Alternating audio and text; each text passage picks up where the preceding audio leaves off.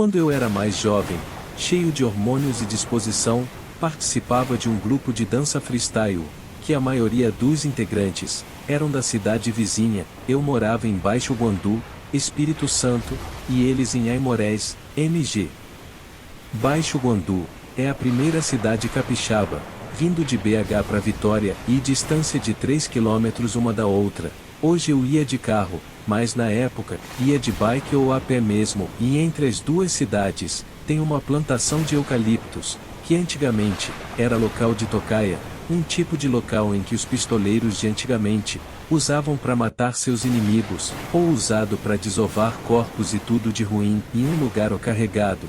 Acredito que em toda cidade tem um lugar assim, que as pessoas evitam e às vezes por crendices, às vezes por serem estranhos de fato, e eu sempre morei em Baixo Guandu, mas sempre gostei de ficar em Aimorés, pois o povo mineiro é mais receptivo, e não gosto de ficar na minha região, pois por ser onde moro, me sinto vigiado, sei lá.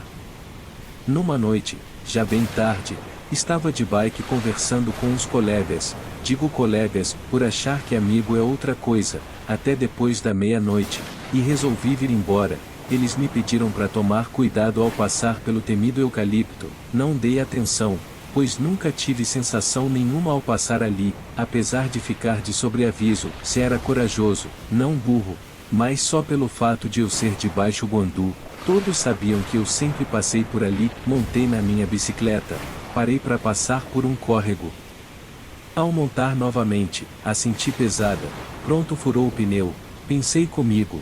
Desci e fui ver qual era, mas não, todos cheios. Estranhei e subi novamente a bicicleta pesada, mas pesada mesmo, e fui insistindo. E ali, para quem vem de lá, é uma espécie de morro, mas não íngreme, daqueles que só no meu caso a gente nota, mas era uma subida, e até onde eu consegui pedalar sentado, eu fui.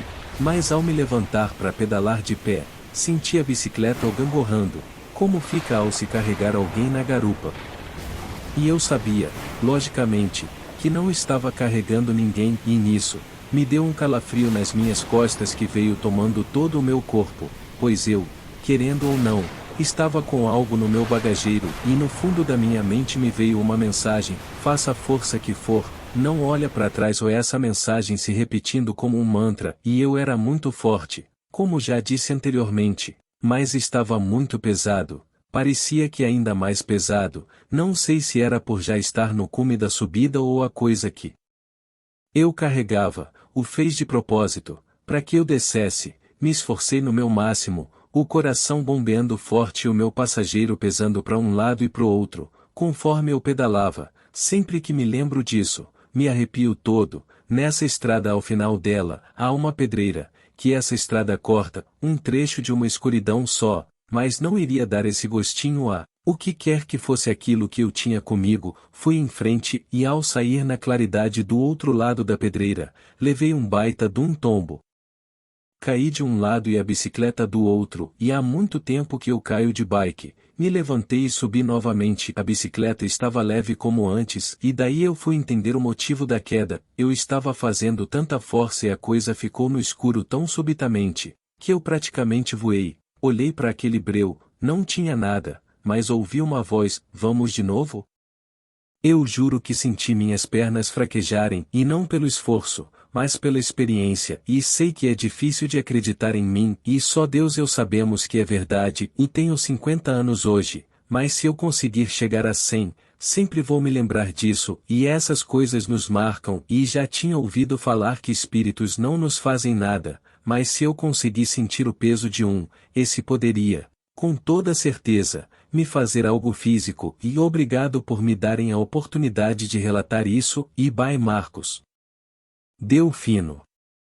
Relato da Maria Bento.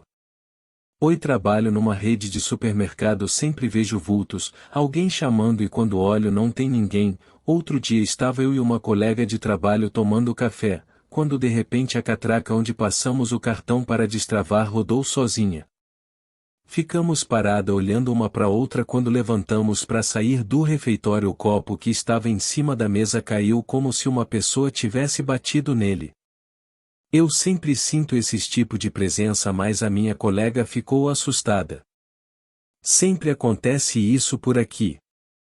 Olá, me chamo Lancon, quero compartilhar esse relato com vocês.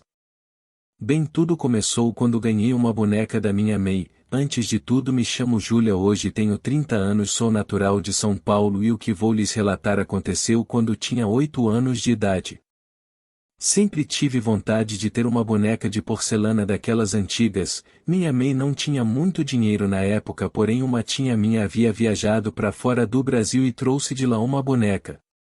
Era linda, perfeita, me apaixonei por essa boneca, vivia com ela para todo lado até que um certo dia ouvi vindo do meu quarto como se uma menina me chamasse para brincar, corri para olhar, mas não tinha nada, apenas minha boneca em cima da cama.